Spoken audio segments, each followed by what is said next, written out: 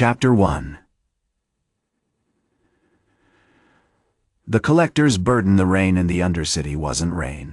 It was a sickly, iridescent green, thick with the metallic tang of industrial decay and the ghosts of forgotten chemicals.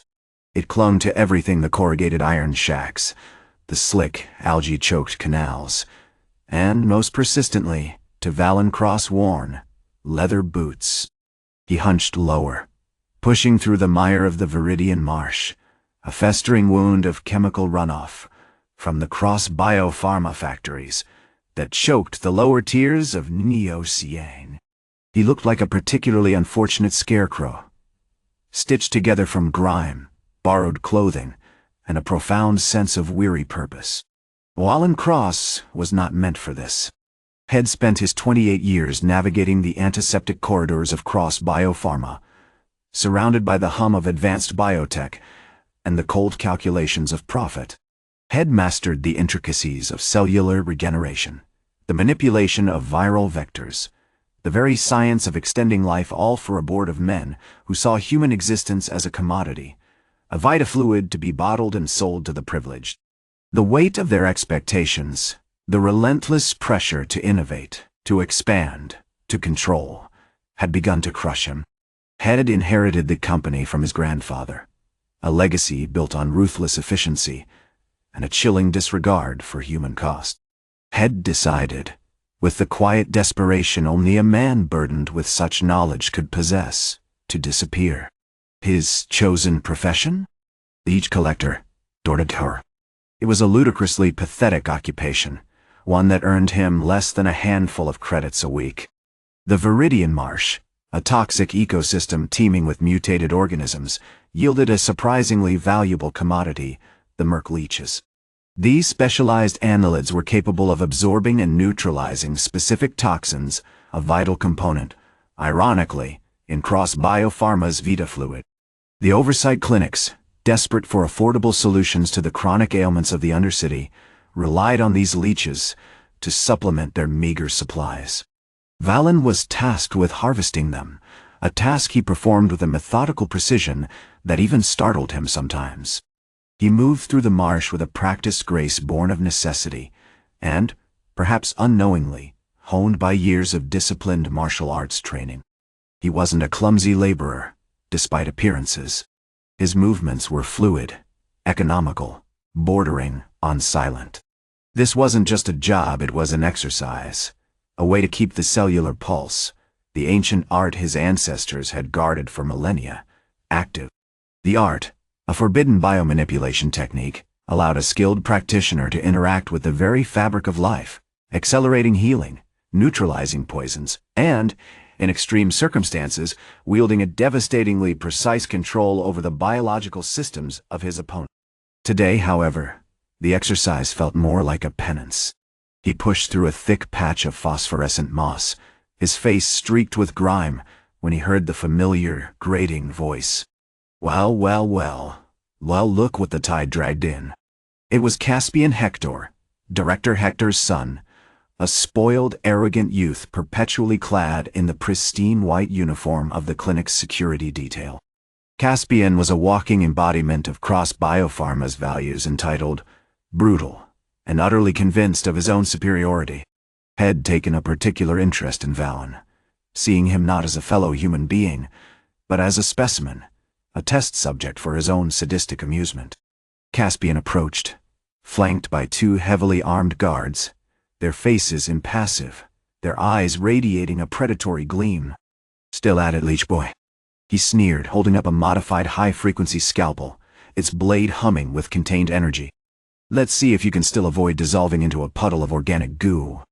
Valen ignored the taunts, focusing on the cluster of merc leeches clinging to a decaying root. He carefully extracted them, placing them in a specially designed, bio-sealed container. He worked with a speed and precision that bordered on unnerving, each movement calculated, each gesture deliberate. "You know," Caspian continued, stepping closer, "it's rather amusing to watch you struggle. You're a walking paradox, aren't you? A master of bioengineering, reduced to collecting insects in a toxic swamp. He deliberately brushed his hand against Valen's arm, leaving a shimmering residue of industrial chemicals on his skin. "Those who gather the medicine are just the dirt the medicine cleanses," he said, his voice laced with venom.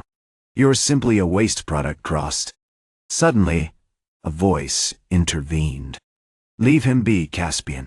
It was Dr. Alara, a figure of quiet defiance in this grim landscape. She was a disgraced field medic, running a makeshift clinic from a dilapidated shack, treating the slum dwellers with a fierce, unwavering compassion. Unlike the cold, clinical overseers, she saw past Valen's grime and awkwardness, recognizing the almost impossible precision with which he handled the volatile compounds. She offered him a small, meticulously cleaned water flask, a gesture of unexpected kindness. "He's doing his job," she said, her gaze fixed on Caspian with a silent warning. "And frankly, your behavior is a disgrace." Caspian scoffed, but Valen sensed a deeper truth in her words. Alara wasn't just offering water, she was offering something far more valuable: respect. And in that moment, as he looked at her, a flicker of something ancient, something potent, stirred within him. The air around him shimmered, barely perceptible, yet undeniably present. He was shifting, subtly, almost imperceptibly, entering a state of heightened awareness, a bio-absolute readiness. The cellular pulse was awakening. Chapter 2. Echoes of the Serpent. The rain of purified toxin, a consequence of Valen's sudden activation, left a residue clinging to everything: the damp clinic walls, the slick cobblestones, even the dust motes dancing in the filtered air. It was a strange, unsettling beauty, a testament to the raw, untamed powerhead, instinctively unleashed. Caspian, predictably, was incandescent with rage. He hadn't just been humiliated, had been exposed as a fool. You reacted?" he sputtered, his face flushed with fury. "A simple Leech-Collector. You possess some kind of parlor trick. I will have you purged, Cross, and cleansed of your pathetic existence." He signaled to two hulking enforcers, their uniforms a dull gray mirroring the polluted sky. "Secure him. Observe. Well, dissect the mechanism of this delusion." Valen remained motionless, his movements deliberately slow, almost meditative. He continued to wipe down the counter with a rag, meticulously cleaning the surfaces had so carelessly handled moments before. He knew that any sudden movement, any display of his true potential, would only fuel Caspian's paranoia and accelerate his attempts to break him. The cellular pulse wasn't about brute force, it was about precision, about control, a delicate dance of biology, conducted with lethal grace. "I simply dislike being treated like refuse," Valen said, his voice calm, deliberately devoid of emotion. "Your methods are inefficient." He allowed a small, almost imperceptible smile to play on his lips, a ghost of amusement at Caspian's frantic fury. Dr. Alara, ever watchful, stepped forward. "Caspian, I suggest you reconsider. Valen is a skilled worker. He understands the delicate balance of these compounds better than most. Threatening him won't accomplish anything but further damage to your already tarnished reputation." Her voice was firm, laced with the quiet authority of someone accustomed to challenging authority. She subtly adjusted the position of a small hand-cranked centrifuge, a device she had meticulously assembled from salvaged parts, humming softly as it spun. As Caspian's enforcers moved to restrain Valen, Alara moved with startling speed.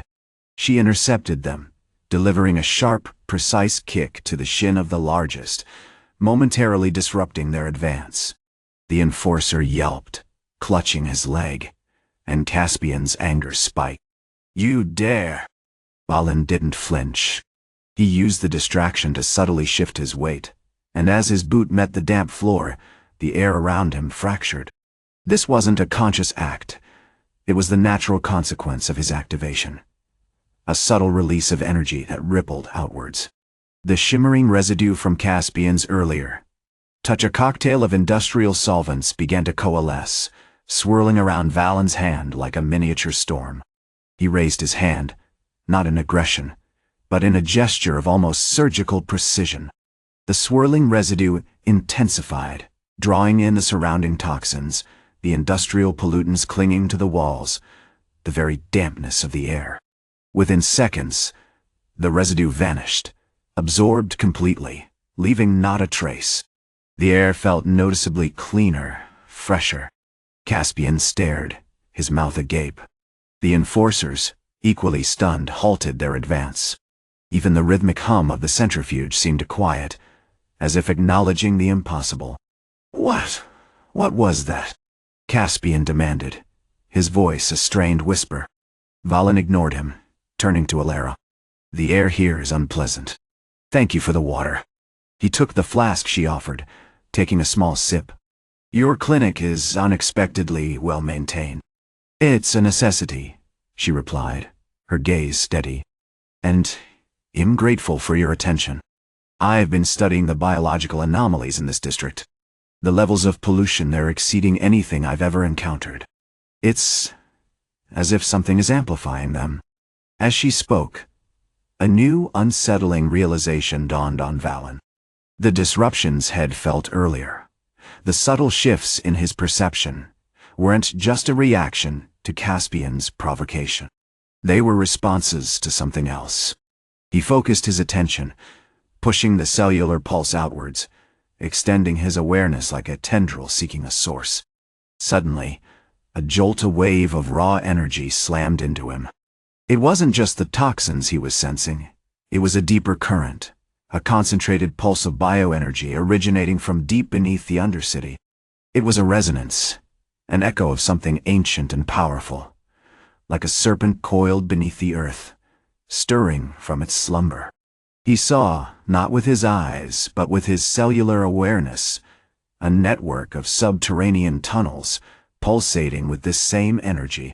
He glimpsed schematics of a hidden facility, a complex of chambers and laboratories, bathed in an unnatural luminescence. He recognized the signature, not Cross Bio-Pharma, but a far older organization, one that predated the company's origins, a secretive society known only as the Serpent's Hand. You shouldn't have done that. A voice, cold and calculating, echoed in his mind. It wasn't spoken aloud, but felt directly within his consciousness. You have awakened something that should have remained dormant. The air shimmered again, this time more intensely, and a figure materialized before him, shrouded in shadows. It was an elderly man dressed in simple, utilitarian clothing, his face etched with centuries of weariness. His eyes, a piercing shade of amber, held an unnerving intelligence. Valen Cross, the man said, his voice a low, resonant hum. You are a key, and we intend to use you. Chapter 3. The Serpent's Echo. The shimmer lingered, a fractured distortion in the grimy air of the clinic, before the man solidified completely. He wasn't imposing in stature, barely 6 feet tall.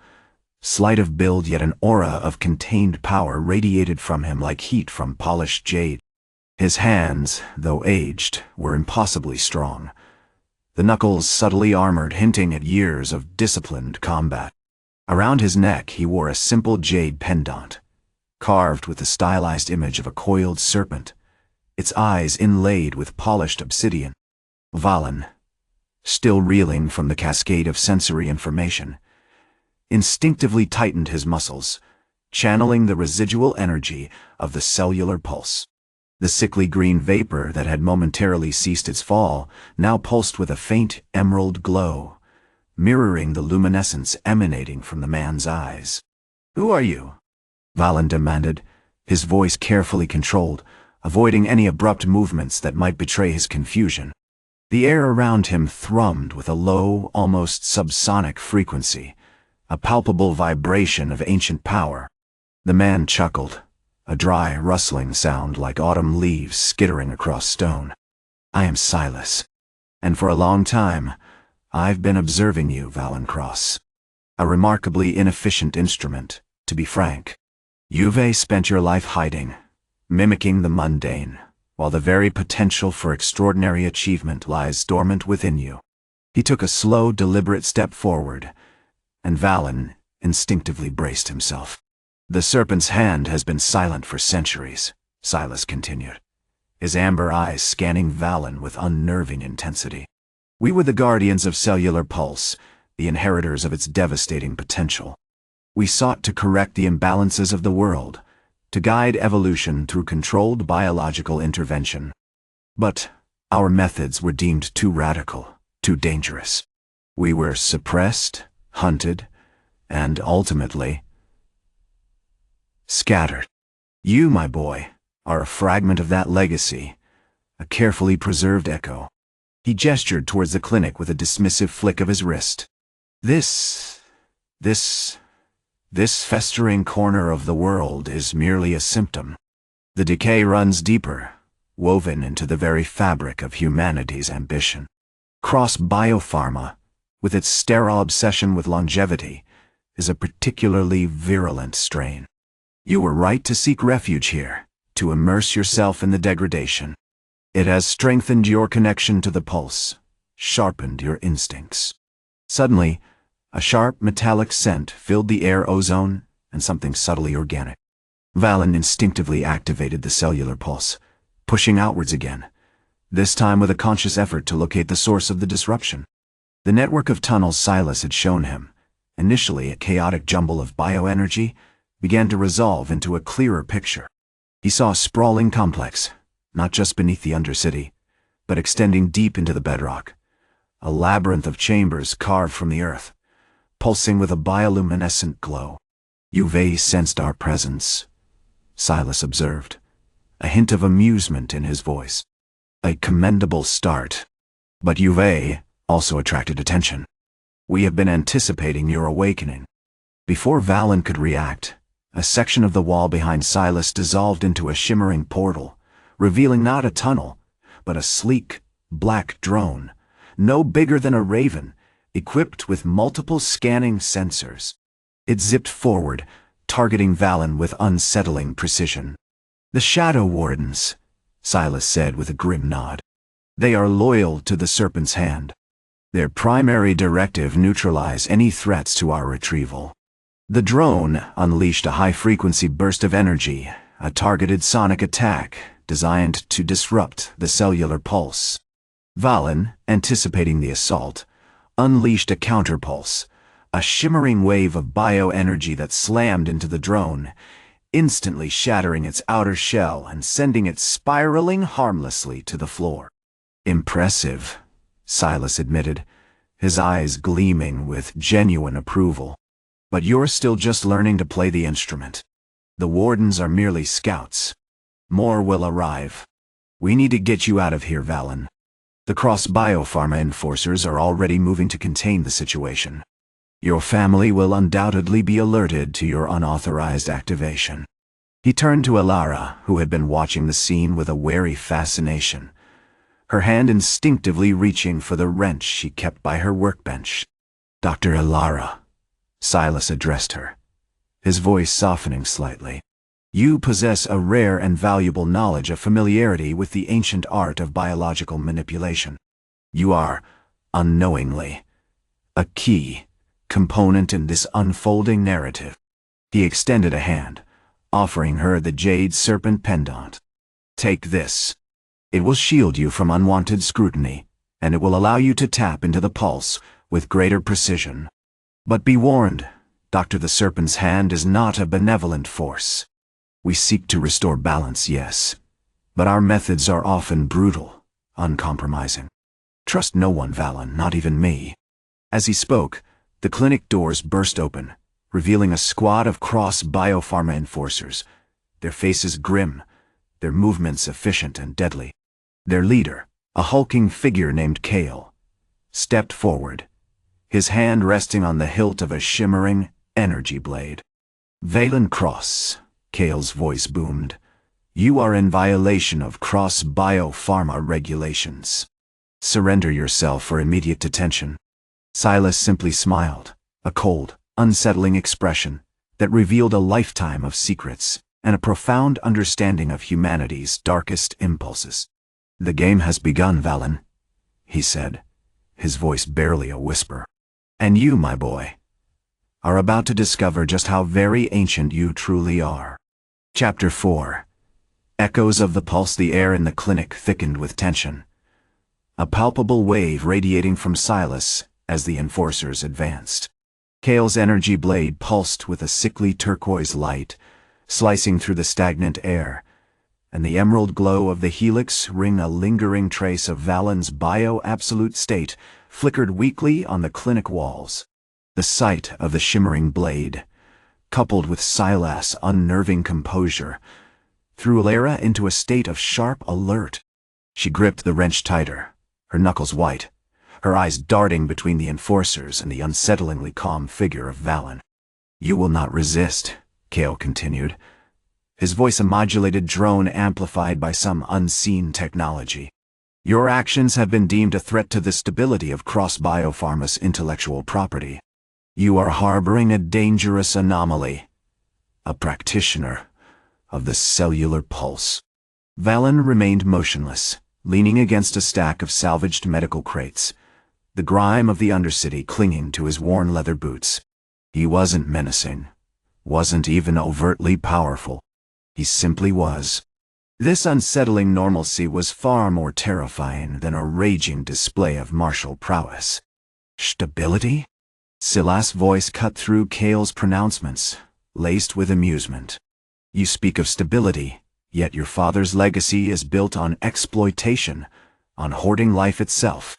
The Vita-Fluid is a poison, a gilded cage for the privileged, and you're surprised when someone seeks to disrupt it?" Cale didn't respond to Silas' challenge. Instead, he gave a short, sharp command. "Eliminate the threat." The enforcers surged forward, a tide of chrome and lethal intent. But Valen didn't meet them with a direct attack. Instead, he moved with a grace that defied his appearance, a fluid, almost insectile dance that disoriented the approaching soldiers. He didn't block or deflect their blows, he absorbed them. A glancing punch to the shoulder vanished without a mark. A kick to the shin simply dissipated into a wave of tingling warmth. Each attack, aimed with brutal efficiency, became a meaningless tremor against his altered physiology. Lara, reacting instinctively, hurled the wrench. It spun through the air, a blurred arc of steel, and struck one of the enforcers squarely in the helmet. The impact wouldn't have felled a normal man, but against Valen, it was like throwing a pebble at a mountain. The enforcer staggered, momentarily stunned, but quickly recovered, his eyes widening in confused apprehension. Silas intervened, his movements swift and decisive. He didn't need to engage in direct combat. He used the pulse, subtly manipulating the battlefield. He accelerated the cellular decay of a falling beam, sending it crashing down towards the enforcers. He induced a momentary disorientation in another, causing him to stumble and collide with his comrade. It was surgical, precise, and utterly terrifying. The enforcers, trained in advanced combat techniques, found themselves facing an opponent who seemed to defy the laws of physics, an echo of a primal power that threatened to unravel their carefully constructed reality. Cale, seeing his men struggling, raised the energy blade, channeling a torrent of turquoise energy. He moved to intercept Valen, but as the blade neared, a shimmering, almost invisible field erupted from Valen, deflecting the energy blast back at Cale. The veteran enforcer recoiled, his armor sparking, his face etched with a mixture of shock and frustration. "Impressive," Cale admitted, his voice stripped of its earlier arrogance. "But you are still operating under a fundamental misunderstanding. The pulse is a dangerous, chaotic force. It must be contained, controlled, neutralized." Suddenly, Valen's eyes snapped open, and a faint emerald glow emanated from his irises. The air around him shimmered, and he extended a hand, not to strike, but to observe. He focused on one of the enforcers, a young man named Rorik, who was struggling to maintain his footing amidst the chaos. Rorik's leg had been subtly slowed, movement restricted by a barely perceptible dampening of his muscle function. "You are a soldier, Rorik," Valen said, his voice resonating with a deep, ancient tone. "You are trained to obey. But what if obedience leads only to destruction? What if the price of your loyalty is the slow erosion of your very self?" As he spoke, Rorik's face contorted in confusion, a flicker of something akin to fear crossing his features. He stared at his leg, then at Valen, his hand instinctively reaching for the weapon at his hip. Silas stepped forward, closing the distance between them. He placed a hand on Rorik's shoulder, a gentle, almost comforting gesture. "Let go, Rorik. Let go of the programming, of the fear. There is a different path." And just as quickly as it had begun, the effect vanished. Rorik blinked, shook his head, and regained his composure, completely unaware of the subtle manipulation he had undergone. "Enough," Silas announced, his voice regaining its normal tone. "This performance is concluded." He turned to Kale. "I've made my point. You will withdraw your forces. And I suggest you inform your superiors that Cross Bio-Pharma's protection is a lie." Kale, visibly shaken, gave the order. The enforcers retreated, melting back into the shadows, leaving Valen, Alara, and Silas standing amidst the debris of the clinic. "You understand now, Dr. Alara?" Silas asked, his gaze fixed on her. "The nature of my unauthorized activation." Alara, still reeling from the events, nodded slowly, clutching the jade serpent pendant in her hand. "It wasn't just about healing scars," she said, her voice barely a whisper. "It was about restoring balance, about reminding people of what they'd forgotten." Chapter 5. The Serpents.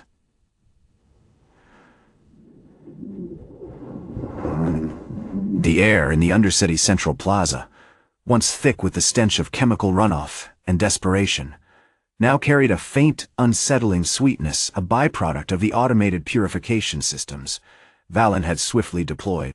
The skeletal remains of the Gala of the Rebirth, a testament to Hektor's folly, were cordoned off, the iridescent sheen of the synthetic pathogen still clinging to the crumbling walls.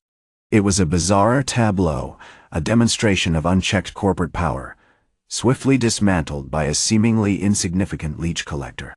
Silas remained, his presence a carefully calibrated blend of authority and unsettling calm.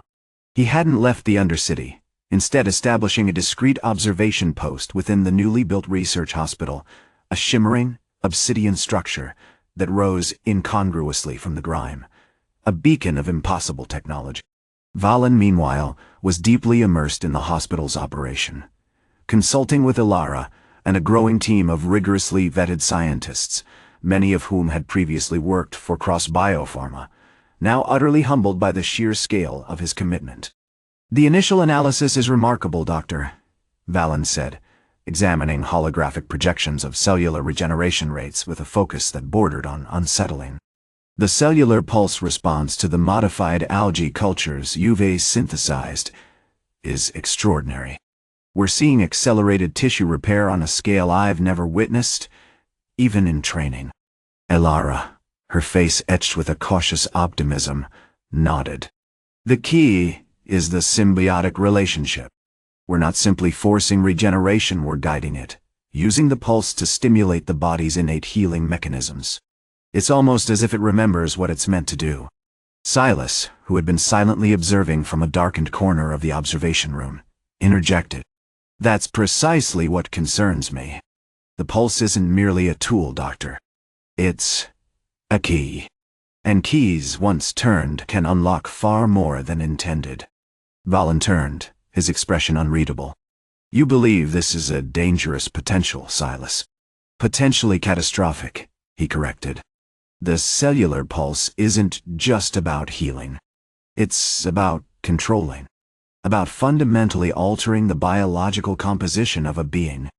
A misplaced trigger, a subtle shift in the rhythm, and you could create something unrecognizable." He paused, his voice dropping to a near whisper. Your mother, it seems, recognized that danger. That's why she built Cross Bio-Pharma, to suppress such knowledge, to control the flow of this power. Valen considered this, a flicker of something dark and ancient crossing his features. And you believe I should return to that suppression? No, Silas replied quickly. You've already broken the chain. You've revealed yourself. The question now is, what will you do with this knowledge? And more importantly, who will be watching you? The conversation was interrupted by a sharp, insistent chime from a wrist-mounted device, one of the surveillance units Silas had discreetly deployed throughout the Undercity. A holographic image flickered to life, showing a figure in a dark, impeccably tailored suit, observing them from the shadows. It was Caspian. Father, Caspian's voice, smooth and devoid of emotion, cut through the air. I trust you've been making arrangements for my reassignment. The situation in the Undercity is becoming inconvenient. Valen's hand instinctively moved, a subtle shift in his posture betraying the intensity of his focus. He didn't draw a weapon, but the air around him seemed to thicken, charged with an almost palpable energy. The emerald glow of the bio-absolute state shimmered at the edge of his awareness. You misunderstand, Caspian, Valen said, his voice calm but firm. I've made certain adjustments. Your father's ambition, his manipulation, it's been neutralized. He glanced at Alara, a silent reassurance. The health of this district is now under my direct control. Any further attempts to disrupt this progress will be met with decisive action. Caspian's image flickered again, a brief expression of irritation crossing his features. You are becoming unpredictable, Valen. Your actions are a dangerous disruption to the established order. He paused. I am instructed to initiate Protocol Serpent's Echo DAO. Deploy the neural dampeners. Ensure your cognitive function remains stable. Before Valen could react, a shimmering wave of violet energy erupted from the observation unit, enveloping Alara in a silent, disorienting field. She gasped, her eyes glazing over, and collapsed to the floor, her movements becoming sluggish, robotic. The jade serpent pendant slipped from her grasp, landing silently on the polished floor. Silas reacted instantly, moving with a speed that defied his aging appearance. He intercepted the wave of energy, shielding Alara with his body and disrupting the signal. The violet light dissipated, and Alara stirred, disoriented but conscious. They're trying to control your mind, Doctor, Silas said, helping her to her feet. The serpents echo a technique designed to suppress independent thought. It's a classic tool of manipulation, one your mother likely used herself. Valen stared at the deactivated surveillance unit, a new understanding dawning in his eyes. The fight wasn't just about reclaiming the Undercity. It was about a battle for his own mind, for the very soul that his family sought to control. He knew, with chilling certainty, that he was not simply a biomaster wielding a forbidden martial art. He was a living paradox, a weapon forged in the crucible of betrayal, and the echoes of his ancestors were reaching out to claim him. Chapter 6. The Echo of the Dragon. The silence in the Undercity clinic, following Salas' intervention, was thick with unease, broken only by the hiss of condensation from the makeshift air scrubbers. Alara, still pale and trembling, was meticulously examining the deactivated surveillance unit, her usual sharp intellect now clouded with a disconcerting sense of vulnerability. Valen, meanwhile, paced the cramped space, the stench of chemicals and desperation, a tangible weight around him. Silas is right, he said, his voice low, laced with a newfound urgency. They're not just after control of the Undercity. They're after me. He wasn't referring to the corporate battle for dominance, he was talking about a deeper, more insidious war waged within his own mind. The serpent's echo isn't a simple neural dampener. It's a lineage weapon, designed to sever the connection to the cellular pulse. Silas, a study in weathered pragmatism, nodded grimly. The Cross family has been using variations of this technique for generations. It's been layered, refined. It's designed to break the flow, to starve the pulse of its power. A master like you, with the cellular pulse at its peak, is a threat to their control. Valen stopped pacing. He looked down at his hands, flexing the muscles that had moved with a deadly grace moments before. He felt the phantom sensation of the pulse, a subtle, vibrant thrumming beneath his skin, now muted, distant. It's like a lock being placed on a part of my soul. And Caspian and Hektor, they're not just ambitious businessmen, they're gatekeepers, trained to dismantle what I am. He began to subtly manipulate the air around him, a barely perceptible shift in temperature coinciding with the activation of the pulse, testing its diminished strength. It was a whisper of power, a mere echo of what it once was. "We need to find out how they're amplifying this," Alara said, her voice suddenly sharp, examining a microscopic residue on the surveillance unit's casing. "This isn't a standard neural dampener. The energy signaturate's laced with something else. Something organic, almost stressonant." Her hypothesis was immediately corroborated by a rhythmic pulse emanating from the jade serpent pendant lying on the floor. It wasn't a biological pulse, exactly, but a concentrated field of sonic energy, carefully calibrated to disrupt the cellular pulse. It was a secondary layer of the serpent's echo, a focused attack designed to accelerate the damage. "They're not just dampening my mind," Valen realized, a grim understanding settling over him. "They're actively feeding off my power, using the pulse itself against me." The realization hit him with the force of a physical blow. This wasn't just about survival, it was about reclaiming his very essence. Suddenly, the clinic door burst open, revealing a squad of heavily armored Cross Bio-Pharma enforcers, led by Caspian, his face a mask of cold fury. He carried a modified sonic emitter, pulsing with the same violet energy that had engulfed Alara. "Valen Cross," Caspian's voice was amplified through a vocoder. "You've become a disruption to the established order. Your defiance is disappointing, but not insurmountable. You're using a refined version of the serpent's echo, aren't you?" Valen asked, his voice devoid of emotion. The pulse, though weak, flared with barely contained fury. Caspian chuckled, a chilling, brittle sound. "Brilliant deduction. Let's just say your family has been perfecting the art of psychological manipulation for centuries. We've detected the signature of the cellular pulse attempting to reactivate. Well, simply suppress it." He activated the emitter. This time, however, Valen didn't simply react. He moved with a speed that bordered on the supernatural. A blur of motion fueled by a desperate surge of the pulse. He intercepted the sonic emitter, his hand closing around it with practiced precision. The emitter, designed to shatter bone, instantly solidified into a dull, gray stone, the violet energy dissipating like smoke. "The pulse isn't just a weapon," Valen said, his voice ringing with power. "It's a lifeline, and I refuse to let you cut it off." He unleashed a controlled burst of the cellular pulse, not aimed at the enforcers, but at the sonic emitter itself. The device shuddered violently, then exploded in a shower of fractured metal and glowing emerald fluid, a concentrated burst of the Vita-Fluid, derived from the organisms had been harvesting. The enforcers crumpled to the floor, momentarily paralyzed, their muscles locked in grotesque spasms. Valen stepped forward, his eyes burning with an intensity that seemed to radiate outwards, pushing back against the encroaching darkness of the serpent's echo. "This ends now," he declared, and the room thrummed with the raw power of a sovereign of life. Chapter 7. The jade serpents coiled the air in the abandoned pharmaceutical factory, hung thick with the scent of ionized metal and the lingering ghost of emerald energy.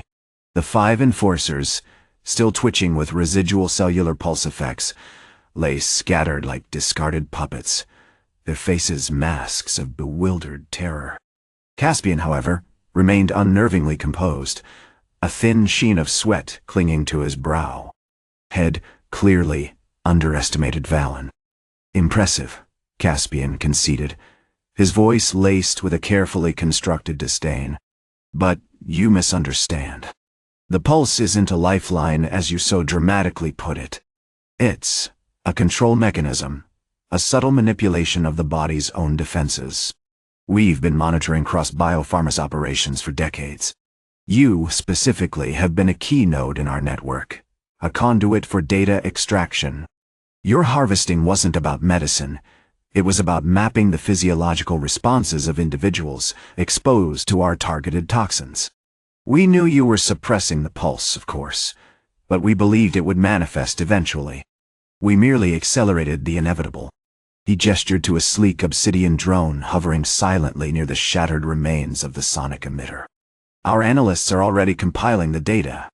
The sheer volume of biosignatures you have been generating is extraordinary. A perfect specimen, wouldn't you say? Valen ignored the veiled threat, his gaze sweeping across the factory's grimy interior. He wasn't concerned with Caspian's intricate strategy or the implications of his surveillance. He was focused on Ilara, who was cautiously examining a pool of the emerald fluid still shimmering on the concrete floor. Her face was pale, a mixture of apprehension and fascination etched across her features.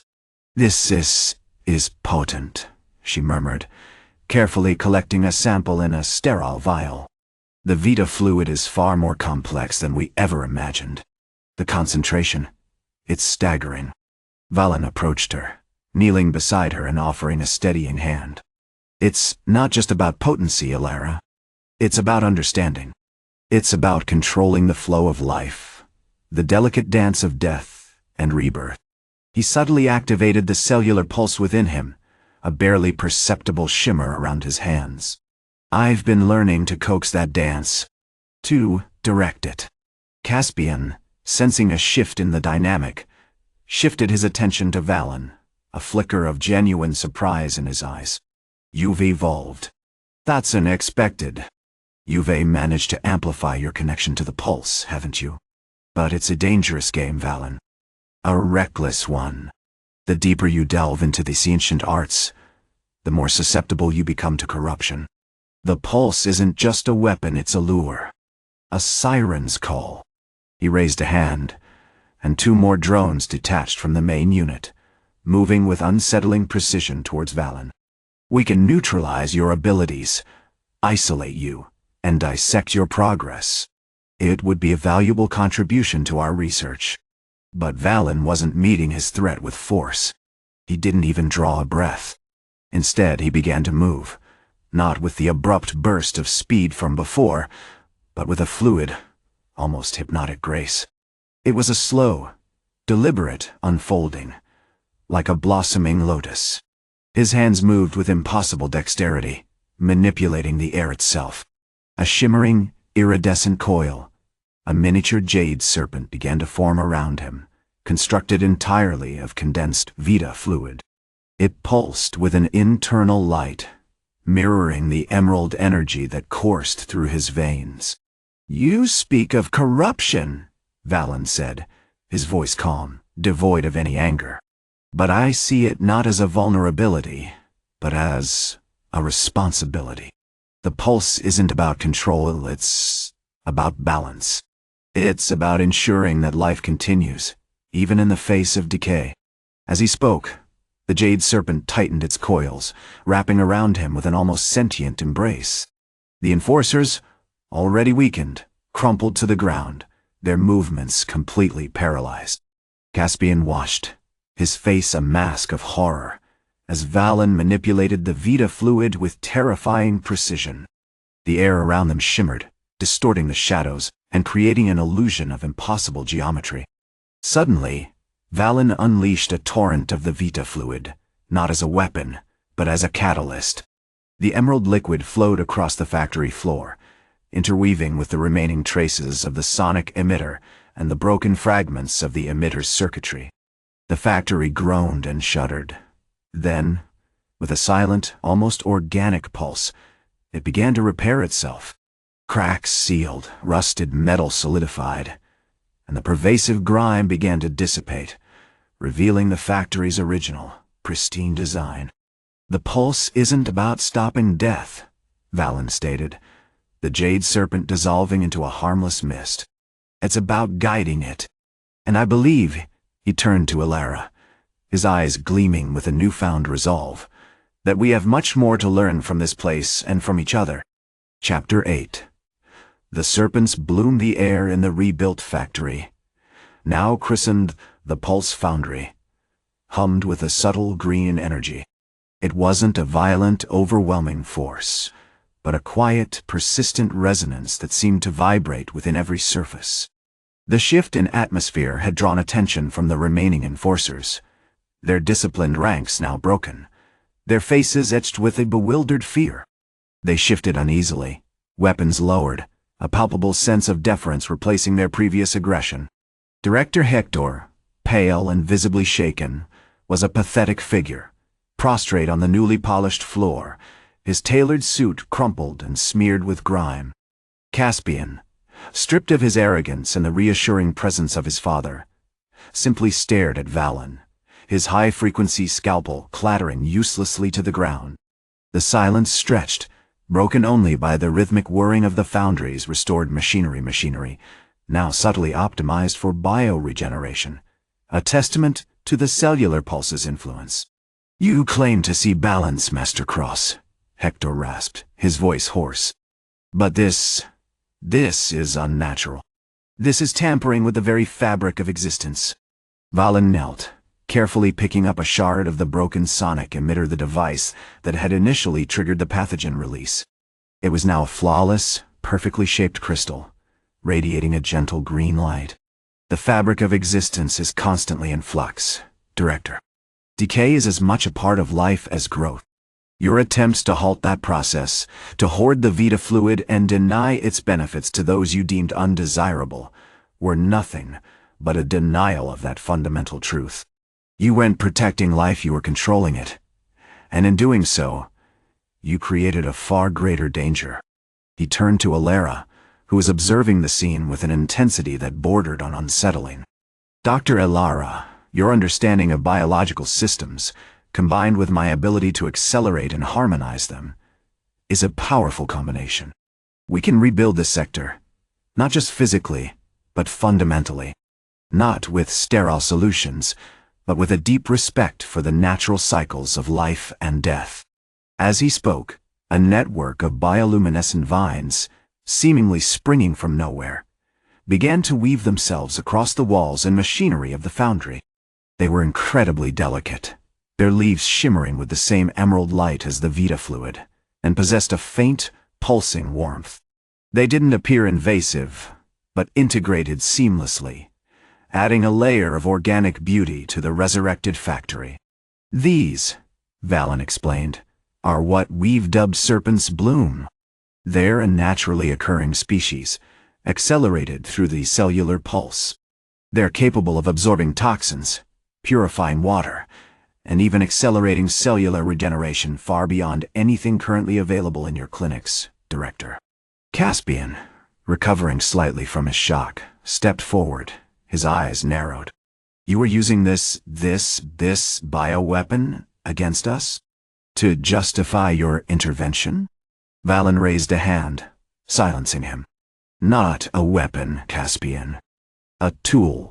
A force of restoration. Consider it a demonstration of what could be.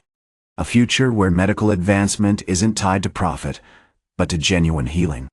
He paused, a flicker of something almost sorrowful in his eyes. "Your father believed he was securing a legacy. I believe I'm inheriting a burden to fix the damage done, not just by his ambition, but by the very system he championed." Suddenly, a small, ragged boy, one of the children from the Undercity, hesitantly approached Valen. He carried a small, tarnished metal container, offering it to Valen with trembling hands. Inside was a single, iridescent beetle, a species previously thought extinct in the Undercity, a creature thriving within the purified water now flowing from a newly constructed fountain, powered by the foundry's restored energy. "I found this, Master Cross," the boy, whose name was Gian, whispered, his eyes wide with awe. "The water, it's changed. It makes things grow." Valen took the container, examining the beetle with a gentle touch. Indeed, giant. This is the reward for a world that is beginning to heal. He looked at Ilara, a genuine smile illuminating his face. Perhaps, with the help of young minds like giants, we can truly harness the potential of the cellular pulse. It's not just about power, Ilara. It's about partnership. As he spoke, the serpent's bloom pulsed with increasing intensity, spreading throughout the foundry. The green light intensified, bathing the room in an ethereal glow. Caspian, witnessing this, let out a strangled cry, clutching his head as if overwhelmed. The high-frequency scalpel, once a symbol of his threat, now appeared almost fragile, inert. "It's accelerating," Ilara murmured, her eyes fixed on the expanding network of vines. "The entire sector it's responding." Valen's expression shifted, becoming solemn. "The pulse doesn't just heal, it reflects. It mirrors the intentions, the hopes, and the fears of those who wield it. The battle for this city, Director, isn't just about controlling the Vita-Fluid. It's about controlling ourselves." He stepped forward, his hand outstretched, a single vine gently brushing against his palm. "Let this be a symbol, not of dominance, but of growth, a testament to the enduring power of life, even in the darkest of places." Chapter 9. Echoes of Jade. The Cross Bio-Pharma dreadnoughts, behemoths of polished steel and subtly humming energy fields, were a jarring intrusion against the grime-stained backdrop of the Undercity. Their arrival wasn't heralded by trumpets or battle cries, but by a silent, terrifying efficiency, a declaration of dominance delivered on waves of advanced technology. The skeletal remains of the planned wellness estate, a monument to Hektor's hubris, stood partially constructed, a stark reminder of the battle that had just concluded. Valen, dressed in a simple gray tunic tailored by the ship's surprisingly skilled artisans, stood before his mother, Serafina Cross, the Grand Chairperson, a figure sculpted by decades of ruthless ambition and an almost obsessive pursuit of longevity. She knelt, a gesture of profound, if belated, respect. Her platinum hair meticulously coiffed, a single, perfectly formed jade pendant, a family heirloom, cool against her throat. The air hung thick with the scent of sterile cleanliness, a brutal counterpoint to the stagnant, chemical tang of the Undercity. "You have exceeded my expectations, Valen," Serafina said, her voice smooth and measured, betraying none of the simmering anxiety that pulsed beneath the surface. The response, the sheer magnitude of the cellular pulse's activation. It was unsettling. Valen inclined his head. Unsettling for those accustomed to control, perhaps. "The pulse isn't a weapon to be wielded, Mother. It's a river. And like any river, it can carve a new path, nourish new growth. Or, if dammed, flood in devastation." He paused, observing the carefully constructed expression of his mother, a mask of professional detachment, struggling to conceal a raw, terrified realization. "I've taken steps to ensure its flow remains calibrated." The scene shifted to the newly built hospital, a beacon of sterile white amidst the gray, a testament to Valen's rapid, decisive action. The air inside was crisp, clean, a stark contrast to the Undercity's pervasive smog. Machines hummed, researchers meticulously analyzed samples, and a team of newly trained medical personnel, recruited from across the globe, moved with practiced efficiency. Ilara, now the global director of public health, stood at the center of it all, a quiet, authoritative presence, overseeing the operation with a sharp intelligence that belied her humble origins. "The initial data is promising, Director," Dr.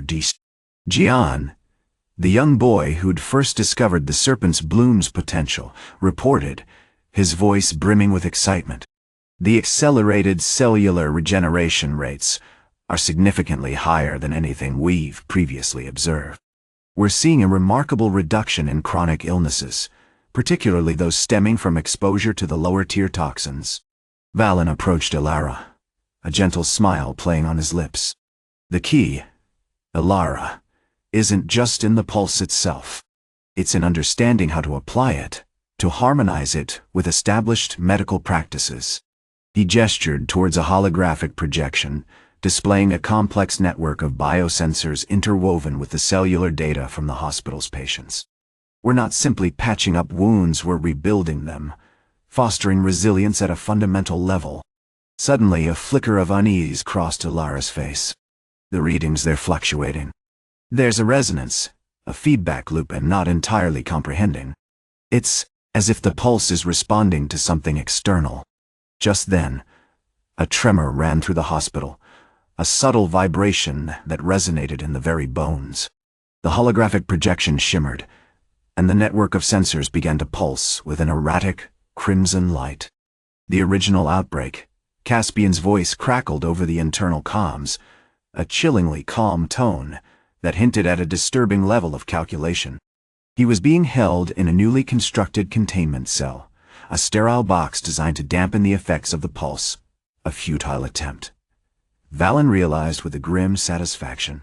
I've identified the source. Not pathogen, but a distortion. A localized echo of the cellular pulse's activation, amplified by the surrounding environment. Valen stepped forward, his hand instinctively reaching for the faint pulse of the cellular pulse, thrumming beneath his skin. He closed his eyes, focusing his intent, attempting to trace the disruption. It led him to the foundry, not to the raw chemical vats, but to a hidden chamber beneath, a place where Hektor had conducted clandestine experiments, attempting to replicate the serpent's bloom's effects on a massive scale. Hektor was attempting to weaponize the pulse, Ilara explained, her voice strained. He believed he could create a bioweapon, capable of inducing targeted cellular decay. The chamber is radiating a corrupted echo of the bloom, a malignant imitation, designed to destabilize the pulse and amplify its destructive potential. As Valen approached the chamber, a swirling vortex of emerald and crimson energy erupted, coalescing into a grotesque imitation of the serpent's bloom, pulsating, venomous mimic. Caspian, emerging from the containment cell, activated a phase shift device, intending to strike Valen with a high-frequency pulse emitter. But Valen, anticipating his move, unleashed a carefully controlled burst of the cellular pulse, neutralizing the emitter and forcing Caspian back with a wave of biokinetic force. "You're playing a dangerous game, Caspian," Valen said, his voice low and controlled. "You don't understand that the pulse isn't just about healing. It's about balance. And you are disrupting that balance with every reckless attempt to control it." The crimson imitation of the bloom flickered and died, consumed by the purifying energy of the cellular pulse, leaving behind only a faint scent of jasmine and the echo of a forgotten song. Chapter 10. The Jade Cage. The sterile, almost suffocating silence of the chamber pressed down on Valen, punctuated only by the rhythmic drip of condensation from the ceiling, a constant, unsettling reminder of the unnatural humidity clinging to the air. The lingering scent of jasmine, a bizarre counterpoint to the decaying metallic tang of the corrupted bloom, was a disconcerting reminder of the pulse's inherent ability to restore, to mend. He surveyed the scene, his body a subtle tremor of contained power. Ilara, her face pale but resolute, meticulously scanned the chamber's reinforced walls with a handheld device, its blue light painting the strange symbols etched into the bedrock with an ethereal glow. "The residual energy signature is incredibly complex," she reported, her voice a hushed murmur. Hektor wasn't merely replicating the bloom, he was attempting to imprint his own corrupted intent upon it. He was trying to sever the connection between the pulse and its natural flow, to force it into a weaponized construct. Suddenly, the chamber doors, reinforced with a lattice of shimmering, jade-colored alloy, a fabrication entirely unique to Cross Bio-Pharma, hissed shut with a resounding clang. 5 figures emerged, clad in the company's signature obsidian and silver armor, their faces obscured by polarized visors.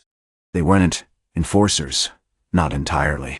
These were the Wardens, a specialized unit deployed by Cross Bio-Pharma to secure assets and neutralize threats, in this case Valen. Valen Cross, a cold, synthesized voice emanated from one of the wardens. You are in violation of multiple corporate ordinances. Unauthorized access to restricted facilities, manipulation of biosensitive materials, and most critically the deliberate suppression of Cross Bio-Pharma intellectual property. You're acting like a panicked child, Valen said, his voice laced with a dry amusement. You've come to arrest a Leech-Collector who stumbled upon your disastrous experiment. I believe you vastly overestimate my threat.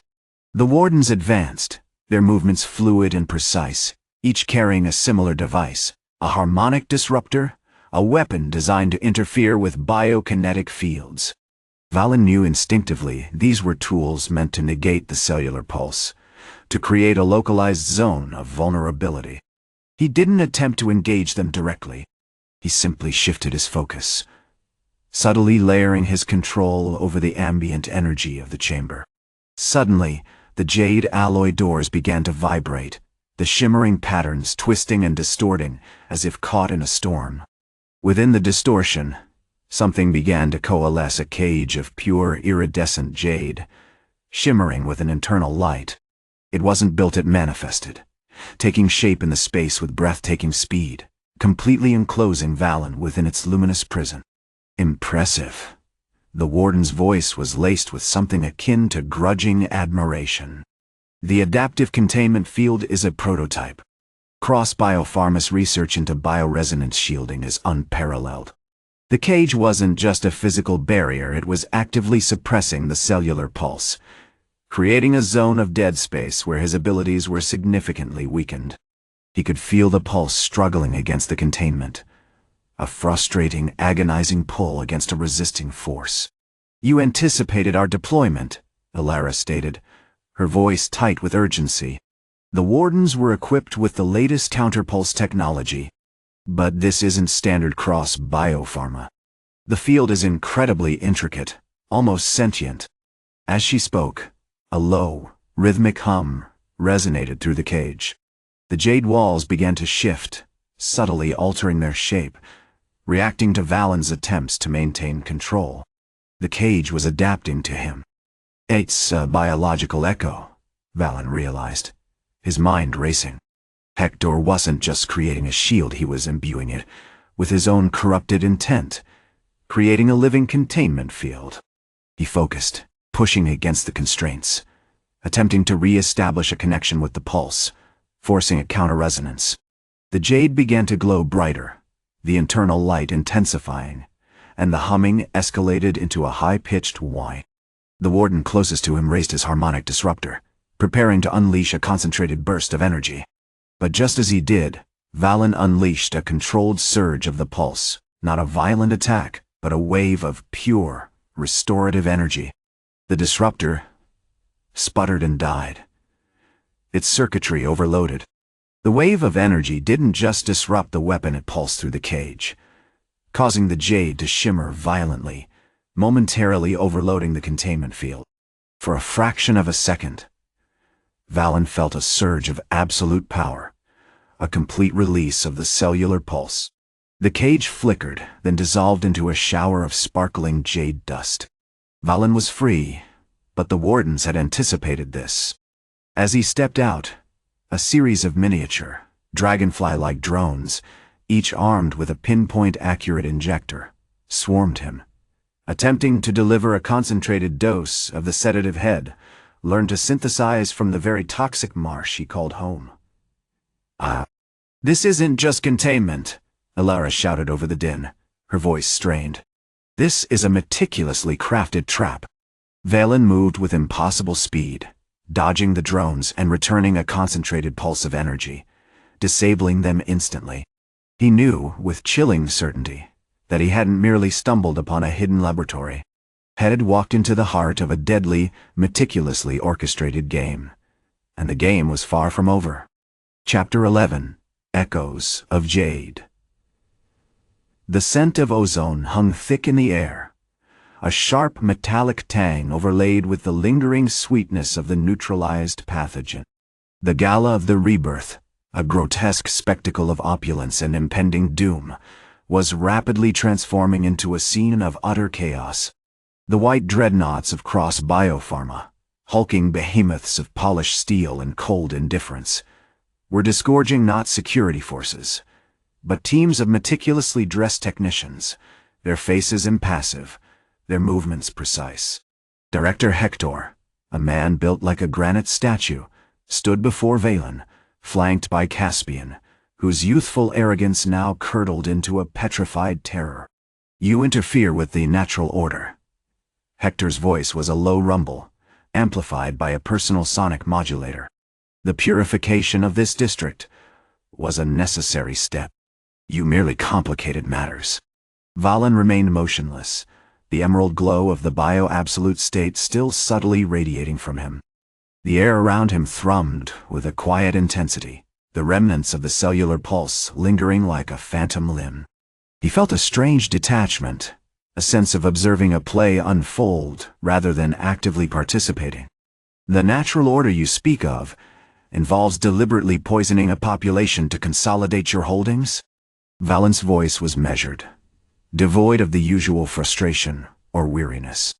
"That, Director, is a profoundly unnatural act."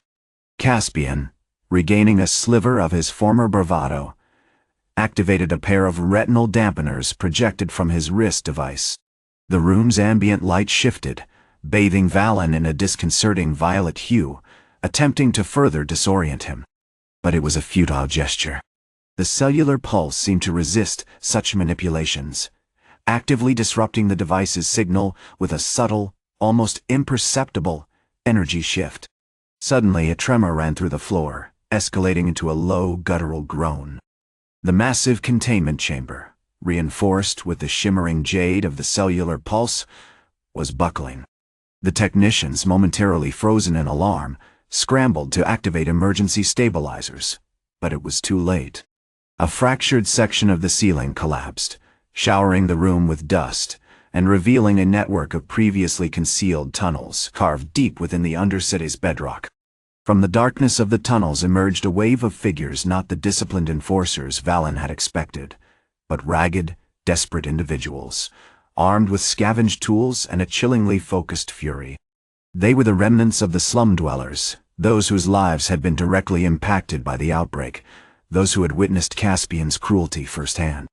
Leading them was a woman, weathered and scarred, her eyes burning with a righteous intensity. Master Lee, a former Cellular Pulse initiate who had vanished 20 years prior, rumored to be hunted to near extinction by Cross Bio-Pharma TUA. "You've poisoned our families." Master Li's voice resonated with a surprising strength. "You've stolen our hope. Today, we reclaim it." The ensuing clash was unlike anything Valen had anticipated. He hadn't anticipated a simple confrontation, had anticipated a calculated, brutal suppression. Instead, he was embroiled in a desperate, chaotic battle against a tide of raw, desperate resistance. But the cellular pulse wasn't just a weapon. It was a conduit, amplifying his connection to the very fabric of life.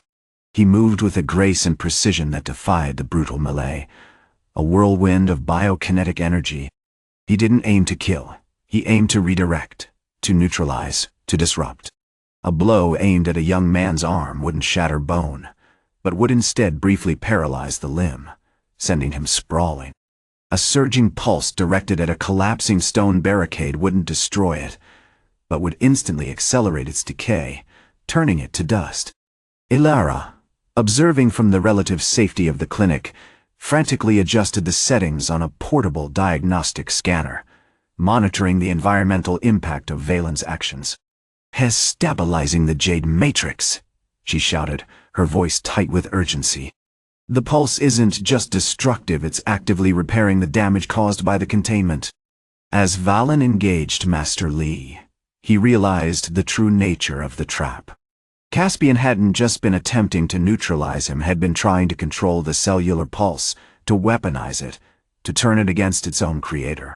The Dragonfly drones hadn't been designed to sedate, they'd been designed to interfere with Valen's control, to force him into a destructive pattern.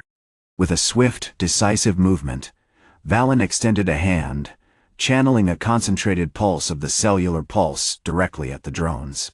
The air shimmered, and the miniature machines exploded in silent bursts of iridescent light, their injectors shattering into harmless fragments. But Master Li wasn't defeated. She launched herself at Valen, a surprisingly agile warrior wielding a jagged obsidian blade. As their blades clashed, a geyser of jade particles erupted, coating the entire room in a shimmering veil. Valen felt a jolt, a profound connection to the ancient lineage of the cellular pulse, a lineage had been deliberately kept ignorant of. He realized then that the cage hadn't just contained him, it had been designed to test him, to assess his worthiness, to determine if he would truly become the sovereign of life. And as the emerald glow intensified, and the humming escalated into a high-pitched whine, Valen knew that the reckoning had only just begun. Chapter 12. The serpents, Bloom the emerald glow, clung to the Undercity like a second skin, a testament to Valen's sudden, terrifying mastery. The Gala of the Rebirth, a grotesque display of wealth and delusion, hosted by Director Hektor, felt less like a celebration and more like a meticulously crafted stage for his unveiling. The dreadnoughts, gleaming white behemoths that seemed to defy the grimy reality of the slums, had landed with a jarring thud, their arrival heralded by the synchronized arrival of Cross Bio-Pharma security, impeccably dressed in chrome armor. His mother, chairperson as Old Cross, moved with a chillingly practiced grace, bending low before him, a gesture of absolute submission overlaid with a carefully constructed mask of maternal concern. "Valen," she said, her voice a carefully modulated blend of regret and power. I never understood the depth of your withdrawal. I thought you were simply seeking respite from the pressures of the company." "Respite is a quaint word for a slow death," Valen replied, his voice still carrying the gravel of the Undercity, a stark contrast to the polished pronouncements of his family. He ignored the murmurs rippling through the assembled elite scientists, industrialists, and the predictably vacant faces of the Vita-Fluid users, all drawn to witness the spectacle of a rogue heir reclaiming his birthright. The core of his reckoning was, as always, Alara. She stood a short distance away, shielded slightly by a contingent of Cross Bio-Pharma security, her face a mask of bewildered astonishment. The transformation, the sheer, impossible power radiating from him, was almost unbearable to behold. "The control," she whispered, her hand instinctively reaching towards her throat. "It's the CD, a cellular pulse. But you've achieved a level I never believed possible." Valen stepped forward, the air around him thickening with emerald energy. "The pulse isn't a weapon, Alara. It's a key. A key to understanding the delicate balance of life, and the horrific damage humanity has inflicted upon it." He gestured, and the swirling double helix ring of emerald fluid solidified, now contained within a shimmering sphere that hovered before him, pulsating with a low, resonant hum. "I intend to restore that balance." The silence that followed was thick, broken only by the mechanical whine of the dreadnoughts. Then Caspian, his face contorted with rage and disbelief, burst forward, flanked by a dozen enforcers. "You've become a monster, Valen," he screamed, brandishing a neurodisruptor pistol. "A threat to everything we've built." Valen didn't flinch. He didn't even acknowledge Caspian's outburst. He simply raised his hand, and a tendril of emerald energy snaked out, wrapping around the pistol, dissolving it into a fine, iridescent powder. The enforcers, momentarily stunned, were quickly subdued by a more precise application of the pulse, their limbs momentarily frozen, then collapsing to the ground in a heap. "You underestimated the pulse's potential, Caspian," Valen said, his voice laced with icy contempt. "It's not merely about destruction. It's about creation, about adaptation, about healing." He turned to Alara, his gaze intense. "And it's about preventing disasters like this one." Suddenly, a figure emerged from the swirling chaos. Master Li, her obsidian blade still humming with residual energy. But her attack wasn't a furious onslaught. Instead, she moved with a deliberate grace, a counterpulse of the cellular pulse flowing from her blade, creating a shimmering barrier between Valen and the remaining enforcers. "You've revealed yourself, Heir Cross," she stated, her voice low and measured. "The lineage of the pulse isn't meant for displays of overwhelming power. It's a tool for observation, for understanding, for subtle influence." Valen recognized the truth in her words. He had been blinded by the immediate threat, by Caspian's aggression. Lee wasn't an enemy, she was a guardian, a gatekeeper, a reminder of the ancient, understated wisdom of the cellular pulse. "You are correct," Valen conceded, acknowledging her assessment. "I have been impulsive, but I believe this confrontation has served a purpose." He turned his attention back to the throng of observers, a subtle shift in his demeanor radiating an undeniable authority. "Let this be a lesson to all those who seek to control life. The earth resists manipulation. The body resists force. Only understanding, respect, and a genuine desire to heal can truly prevail."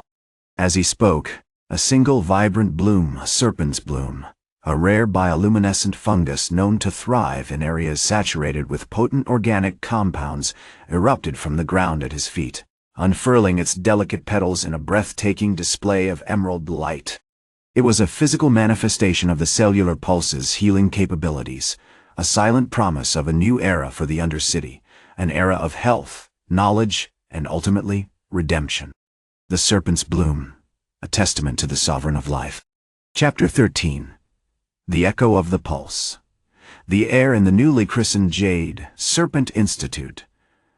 A colossal structure rising improbably from the heart of the Undercity.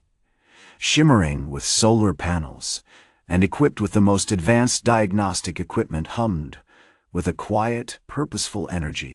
3 months had passed since the Gala of the Rebirth. 3 months since Valen Cross had irrevocably shifted from a disgruntled Leech-Collector to a benevolent, if somewhat unsettling, figurehead. The initial chaos had subsided, replaced by a cautious optimism and a nascent sense of hope within the previously downtrodden residents of the Undercity. Dr. Ilara, a whirlwind of focused determination, was now the undisputed director of public health, her face etched with a mixture of exhaustion and exhilaration. Her office, a surprisingly comfortable space within the Institute's central hub, was perpetually strewn with holographic schematics and vials of synthesized compounds. She was a force of nature, tirelessly overseeing the rapid expansion of the hospital's operations, from advanced genetic screening to personalized nanobot therapies. Valen, however, remained a more enigmatic presence. Had largely retreated to a high-level strategic role, spending his days observing and analyzing the Institute's progress, occasionally intervening with a single, perfectly calibrated solution. A subtle shift in cellular energy, a localized neutralization of toxins that averted potential crises before they even materialized. His reputation had grown exponentially, whispered in hushed tones as the silent healer, a legend born from the impossible recoveries and the inexplicable displays of power. Tonight, Valen found himself in the Institute's subterranean research labs, a cavernous space dedicated to the study of the cellular pulse with lineage. She had been meticulously examining a newly discovered strain of extremophile bacteria, unearthed from a particularly noxious vein of the lower tier, when he arrived. The air here felt different, charged with an almost palpable energy, the residue of countless experiments and the ever-present potential of the pulse. "The microorganisms are exhibiting an astonishing resistance to decay," Lee observed, her fingers delicately adjusting a holographic projection of the bacteria's cellular structure. "Their metabolic processes, they echo the fundamental rhythms of the pulse, almost as if they're deliberately seeking to harmonize." Valen observed her for a moment, his expression thoughtful. "The pulse doesn't just harmonize, it directs. These bacteria are adapting, evolving in response to our interventions. It's a feedback loop, a conversation." He reached out, his hand hovering just inches from the holographic display. He didn't touch it, simply channeling a minute pulse of energy, a subtle adjustment to the laboratory's atmospheric pressure. Suddenly, a section of the lab wall shimmered, revealing a hidden alcove containing a complex array of crystalline resonators. These weren't standard medical equipment, they were ancient pulse amplifiers, painstakingly reconstructed from the ruins of a forgotten temple. "You've been experimenting?" Elara asked, her voice laced with cautious curiosity. "Not experimenting," Valen corrected, his voice measured. "Observing, da. I've been attempting to refine the amplifier sensitivity, to unlock the true potential of the pulse's influence. These resonators respond not only to organic life, but to the underlying vibrations of the planet itself."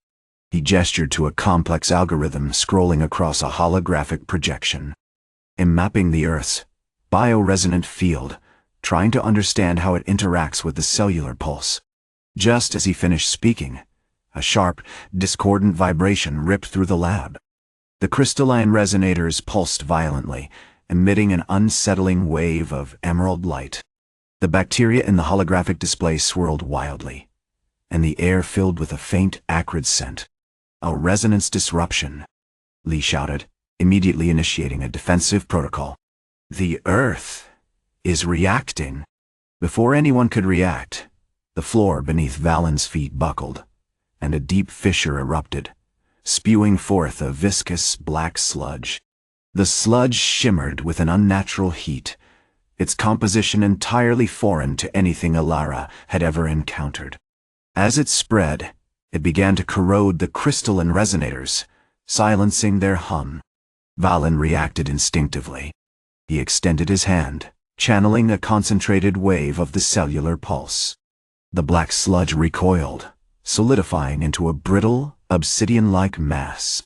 But this time, the effort strained him, visibly draining his energy. Sweat beaded on his forehead, and his eyes flashed with a subtle, almost painful intensity.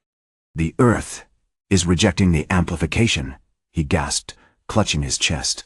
"The pulse isn't meant to be forced. It's a delicate dance, a conversation. We are disturbing its natural rhythms." Lee, studying his movements, said, "You're drawing upon a far greater reserve than we anticipated. It's as if the resonance is responding to your very presence, feeding on your power." Valen slowly lowered his hand, the emerald glow fading from his eyes. "I've made a mistake," he admitted, his voice strained. "I've allowed my ambition to overshadow my understanding. The Earth remembers, and it does not easily forgive a disturbance." Chapter 14. Echoes of the Stone, the silence in the clinic, thick with the lingering scent of obsidian and ozone, felt heavier than the smog-choked air outside. The crystalline resonators, once humming with a vital energy, lay shattered, their intricate patterns frozen in a viscous gray residue. Lee, his face etched with a rare seriousness, meticulously documented the damage with a charcoal stylus, while Elara knelt beside Valen, examining the subtle tremors still radiating from his body. "It wasn't just the sludge," she said, her voice low. "It was him. The Earth reacted to you. To the pulse." Valen closed his eyes, focusing, attempting to still the frantic rhythm within him. The memory of the gala, of the sudden, terrifying shift in reality, pulsed behind his eyelids. He hadn't consciously sought to amplify the cellular pulse, it had simply arisen, a response to the immediate threat, an instinctive escalation of the internal harmony head painstakingly cultivated. But Lee was right. He hadn't been a conductor, had been a discordant note, jarring the very bedrock of the Undercity. "The resonance," Lee continued, consulting his notes. "It's more than just geological energy. It's a sentient network, woven into the fabric of this city. A residual echo of the ancient emperors, a collective memory of creation and destruction." "And I just shattered it," Valen said, the words tasting like ash. A cautious cough broke the tension. It was Caspian, surprisingly, who spoke. He hadn't bothered to hide his amusement, approaching with a small entourage of enforcers, their faces a mixture of bewildered apprehension and suppressed contempt. "Impressive display, Collector," Caspian sneered, his voice amplified by a personal comm device. A noble savage finally discovering his potential. Though frankly, a bit messy for my taste. The glass was a significant investment. He gestured to a maintenance drone, meticulously scraping up the remaining shards. Valen ignored him, focusing his attention on Alara. "I need to understand this," he said, his voice regaining its quiet intensity. "How can I control this reaction? How can I harness it without causing further disruption?" Alara, always observant, noticed a subtle shift in him. The usual guardedness, the carefully constructed facade of an unremarkable laborer, was momentarily gone. There was a focused, almost desperate vulnerability in his eyes. "The pulse isn't about brute force, Valen," she said, her hand gently touching his arm. "It's about flow. It's about listening. You were trying to command the earth, not converse with it. The earth responds to intention, to respect, to a deep understanding of balance." She led him to a secluded corner of the clinic, a small chamber carved from the bedrock beneath the floor. A single, intricately carved jade pendant hung on the wall, pulsing faintly with a soft green light, a remnant of an earlier, clandestine experiment shed undertaken. "This pendant," she explained, "it's attuned to the Earth's resonance. It doesn't amplify, it harmonizes. I've been using it for years to stabilize the Earth's energy within the Undercity, to mitigate the effects of the toxic runoff. You were so focused on stopping the immediate threat, you forgot the underlying principle." Valen studied the pendant, and for the first time he didn't consciously initiate the cellular pulse. He simply felt the slow, deep thrum of the earth beneath his feet, the whispers of pressure and movement within the stone, the interconnectedness of everything. It was a profoundly unsettling experience, like tapping into a vast, ancient consciousness. Suddenly, a low, guttural groan resonated through the chamber. The jade pendant flared with an intense emerald light, and the obsidian sludge, previously inert, began to shift and pulse. This time, however, the movement was controlled, deliberate, as if responding to a subtle command. "You're calming it," Lee breathed, his eyes wide with astonishment. "You're re-establishing the balance." Valen nodded, a ghost of a smile touching his lips.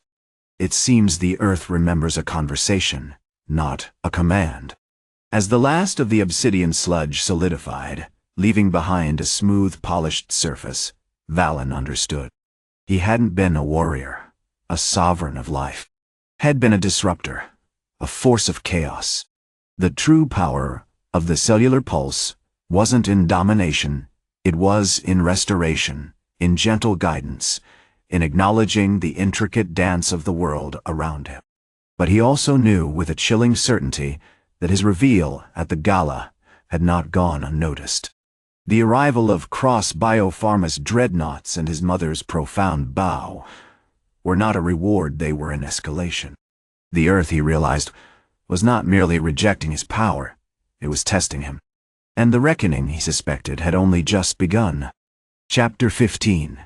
Echoes of the Jade Dragon. The dreadnoughts of Cross Bio-Pharma. Impossibly white against the sickly green haze of the Undercity, were less ships and more monolithic extensions of Valen's will. They settled into the scarred plaza like predatory birds, their sleek surfaces reflecting the terror in the eyes of the remaining enforcers, and the stunned faces of the Undercity's inhabitants. The air thrummed with the low hum of advanced technology, a stark contrast to the damp, earthy smells of the chemical marshes. His mother, Chairman Valen Cross, moved with a regal austerity that bespoke a lifetime spent navigating the labyrinthine corridors of corporate power. The deference she offered Valen, a deep, almost reverent bow in the grime, felt profoundly unsettling. It wasn't the filial gratitude of a daughter. It was the acknowledgement of a force unleashed, a weapon refined. "Valen," she said, her voice modulated by a vocalizer. "Your demonstration has caused considerable disruption. The board recognizes the need for decisive action." Decisive action, Valen thought grimly, translated to streamlining operations, eliminating threats, and consolidating control. He understood this instinctively.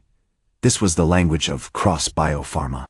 The immediate aftermath was a whirlwind of acquisitions. Valen, appearing utterly unfazed by the spectacle of his family's arrival, orchestrated the complete buyout of the Undercity's assets. Not through legal negotiations, but through a silent, effortless manipulation of the district's infrastructure. Water purification systems stuttered and ceased to function. The distribution networks faltered, and the flow of vital chemicals, the very lifeblood of the Undercity, was rerouted directly to Cross Bio-Pharma's control. He didn't force anyone. He simply suggested alternative pathways, subtly influencing the neural networks governing the district's technology. Hektor and Caspian, stripped of their opulent lifestyles, were a sobering sight. They were forced to don coarse, gray work suits and were immediately assigned to the deepest vats of the Cross Bio-Pharma research facility. The stench of raw chemicals, the oppressive heat, and the ceaseless, repetitive tasks were a brutal contrast to the sterile luxury they'd once known. Caspian, particularly, was incandescent with rage, his face perpetually contorted in a silent fury. But the true test came not from Hektor or Caspian, but from the echoes of the cellular pulse. The Earth itself seemed to be responding to his actions, and it wasn't offering simple restoration. The changes Head implemented, while initially beneficial to the Undercity, were accelerating a network of subterranean waterways, carving new tunnels, and destabilizing the already precarious foundations of the district. Lee, ever perceptive, noticed the shift first. "The geological markers are fluctuating," he reported, his brow furrowed with concern. "The pulse, it's amplifying, projecting outwards. It's not just healing, Valen. It's rewriting." He was right. During his downtime, while overseeing the logistics of the medical hospital's construction, a project Head designed utilizing bioengineered mosses to absorb toxins from the air and soil. Valen found himself drawn to the network of caverns beneath the Undercity. These weren't natural caves, they were complex, geometrically perfect chambers, seemingly carved with an impossible precision. He discovered intricate channels pulsing with a faint emerald light, pathways for the cellular pulse, now amplified to an alarming degree. He realized with a chilling clarity that the Earth wasn't simply reacting to his power, it was trying to reclaim it.